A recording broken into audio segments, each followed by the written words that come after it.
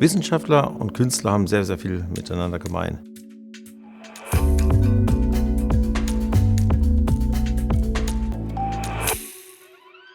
Sie suchen nach Neuem, sie sind disruptiv manchmal, sie wollen Grenzen überwinden, sie stellen Bestehendes in Frage.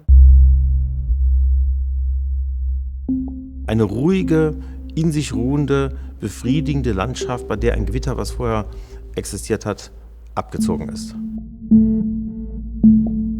Das Entstehungsdatum ist 20 Jahre nach dem Ende des Dreißigjährigen Krieges und es kommt in dem Bild der Wunsch zum Ausdruck nach Ruhe, nach Beständigkeit, nach Ordnung. Für die Wissenschaft war es genau das Gegenstück. In der Wissenschaft war es der Aufbruch in die Neuzeit. Es war der Beginn der Aufklärung. Es war der Beginn der Wissenschaft insofern, als man sich zum ersten Mal mit komplexen Experimenten auseinandergesetzt hat und Wissenschaft auf eine Faktenbasis gestellt hat. Es war die Zeit des großen Aufbruchs, der in der Neuzeit geendet hat.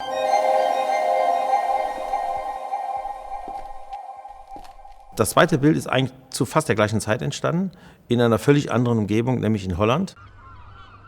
Es zeigt im Gegensatz zu dem ersten Bild, das ja in sich eher ruht, eine Aufbruchsstimmung. Es zeigt ein Schiff, das in voller Fahrt mit vollen Segeln sich auf den Ozean zubewegt. Und das zeigt auch natürlich den unterschiedlichen historischen Kontext. Holland als eine neu gegründete Nation, die sich die Technik zunutze gemacht hat, um die Welt zu umsegeln, Geschäfte zu machen weltweit. Und Deutschland, das immer noch im Grunde nach dem Dreißigjährigen Krieg langsam zur Ruhe kommen wollte und diese schwierige Zeit langsam vergessen wollte.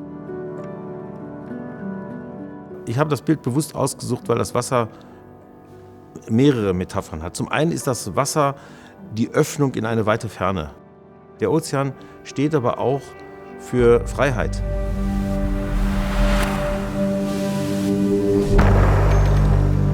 Freiheit für den Einzelnen, Unabhängigkeit, ist eine elementare Voraussetzung, um den Weg zu gehen, den man selber für den richtigen hält. Wissenschaft, die sich abschottet, abgrenzt, versucht einzuhausen, ist immer eine schlechte Wissenschaft, weil ein guter Wissenschaftler steht in engem Kontakt zu vielen anderen und versucht aus dieser Vielfalt eben auch das eigentlich Neue zu generieren.